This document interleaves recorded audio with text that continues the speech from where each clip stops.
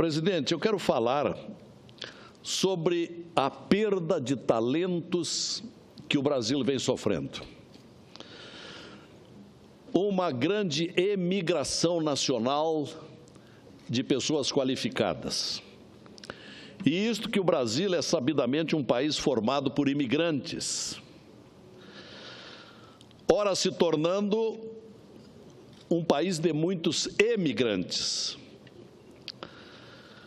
E isto que os nossos imigrantes consideram-se hoje brasileiros, falam o português, em geral nem mais falam o idioma da pátria de onde vieram. Tornaram-se 100% brasileiros. Situação similar ao que aconteceu nos Estados Unidos da América. Agora, mais recentemente, o Brasil, então, tem sido acometido de lastimável fenômeno que é este sobre o qual falo aqui. A evasão de talentos cerebrais, pessoas altamente qualificadas, desde executivos, médicos, engenheiros, cientistas, acadêmicos, tem deixado o Brasil. Consequência do quê? Aquilo que todos os brasileiros já perceberam há muito tempo. Consequência da falta de incentivos, má educação, falta de perspectivas e, ultimamente e principalmente, falta de emprego. Ainda hoje de manhã, o embaixador do Canadá e uma outra autoridade que participava da nossa audiência pública dizia que hoje, de cada 7 diretores de grandes empresas, de cada 7, apenas 3 estão ficando. Os demais vêm sendo demitidos. Então, hoje, nesta comissão de Relações Exteriores, e onde Vossa Excelência esteve durante uma parte, senador Jorge Viana, estivemos numa audiência altamente proveitosa, uma audiência pública, com a finalidade de avaliar justamente as políticas na área de política externa, no que se refere à conquista de mercados, à assistência à proteção de brasileiros no exterior e a atração que determinados países vêm fazendo sobre nossa gente mais qualificada sob o ponto de vista profissional. Então, recebemos hoje de manhã, na Comissão de Relações Exteriores, que foi hoje presidida, eventualmente, pelo senador Valdir Raupp, ante um impedimento do presidente da comissão, Aloysio Nunes Ferreira. Nós recebemos o embaixador Carlos Alberto Simas Magalhães, subsecretário-geral das Comunidades Brasileiras no Exterior do Itamaraty. Recebemos o presidente da CEO Infinitas, Eduardo Matsushita, o embaixador Ricardo Savoni, do Canadá, e John Richardson, embaixador da Austrália no Brasil. E nas explanações que ouvimos, a confirmação daquilo que já viemos tomando conhecimento. Estados Unidos, Canadá e Austrália têm sido, ultimamente, o destino de incontáveis brasileiros, desistentes do Brasil. Canadá e Austrália são nações que têm tratado a imigração de uma forma diferente, implementando um sistema de pontos e alocação inteligente dos imigrantes em seu território. Ao contrário de países como os Estados Unidos, o Canadá, em especial, privilegia a atração de doutores e mestres, além de facilitar a cidadania daqueles que cursam pós-graduação dentro de suas fronteiras. No Brasil, ocorre exatamente o inverso. Nossos talentos cerebrais têm ido embora. No Canadá, eles vêm chegando aos milhares há muito tempo. Este êxodo de brasileiros para o exterior ficou claro com o caso bem recente. Abordamos esse assunto na nossa Comissão de Ciência e Tecnologia. O caso da pesquisadora Susana Herculano Rosel, que está deixando o Brasil para trabalhar nos Estados Unidos, no estado de Tennessee, ela que é uma neurocientista conhecida por descobrir quantos neurônios o cérebro humano realmente tem, e por um artigo 100% brasileiro que ela publicou na revista Science sobre a quantidade de dobras cerebrais nos mamíferos. Pois esta grande cientista, Susana Herculano Rosel, está de partida do Brasil. Cansou do descaso com que o governo trata a ciência por aqui e manifestou duras críticas numa matéria produzida pelo boletim da CCT sobre o sistema de pesquisadores no país. Denunciou as falhas de nossa academia, que privilegia a isonomia ao invés da meritocracia. Susana é um exemplo, senhor presidente. É um exemplo latente e recente da fuga de talentos que assola o Brasil. Profissionais brilhantes vivem aqui sem perspectiva de oportunidades de trabalho. Tudo agravado pela crise deixada pelos últimos governos. Hoje, no Brasil, existe escassez de empregos de alto nível, violência nos centros urbanos, falta de infraestrutura, custo de vida alto e baixo incentivo ao empreendedorismo.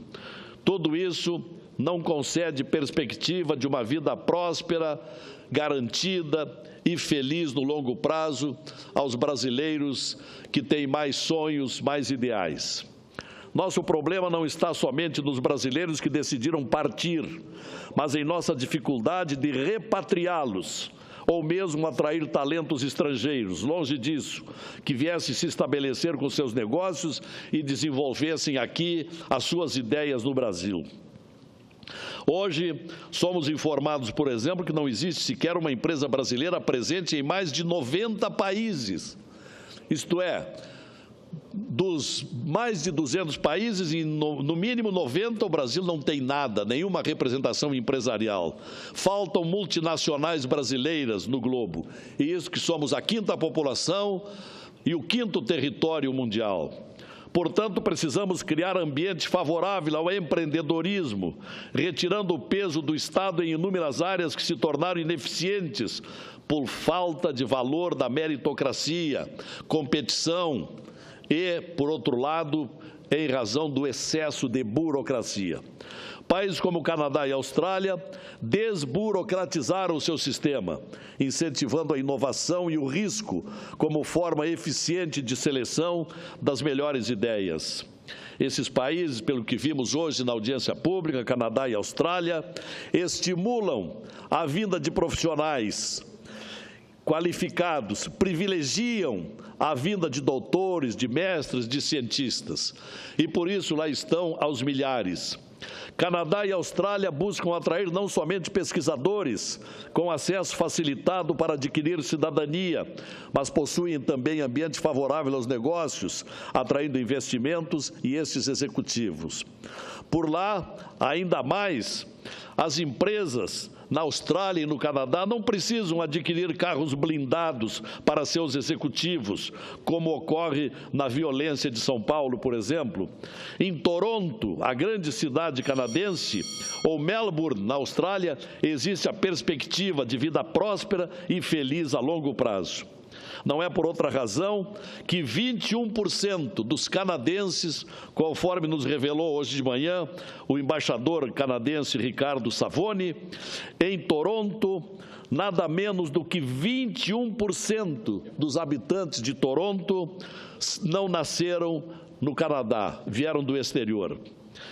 Então, com um sistema de imigração, baseado em pontos que buscam preencher as lacunas de seus países, tanto a Austrália quanto ao Canadá, 2 países muito avançados, onde estão milhares de brasileiros, na Austrália, principalmente estudantes do Brasil. Eles possuem clara visão das necessidades de seu país, desde competências até locais que precisam ser desenvolvidos. Este é o caminho que o Brasil, um país eminentemente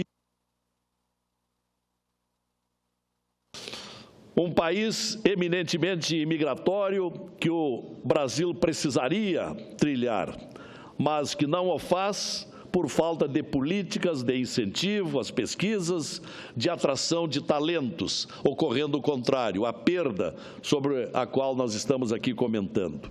Nós precisamos dar importantes passos, desburocratizar o país, valorizar empreendedores, facilitar a abertura de negócios, fazer cessar a insana carga tributária que assola os produtores de riqueza do Brasil. O Estado não produz riqueza, como se sabe, mas toma para si a parte do lucro de nossos empresários para sustentar esta grande burocracia. Então, já passou da hora de dizer que precisamos de mais empreendedores e menos burocracia. A inovação e a pesquisa, a tecnologia passam pela educação. Precisamos de maior integração entre empresas, universidades, academia e a participação do Estado. É de lá que sairão as novas ideias que gerarão empregos, desenvolverão o país, a nos tornar uma nação que merecemos e da qual estamos tão distantes, principalmente nesse momento de profunda crise. Educação não é doutrinação.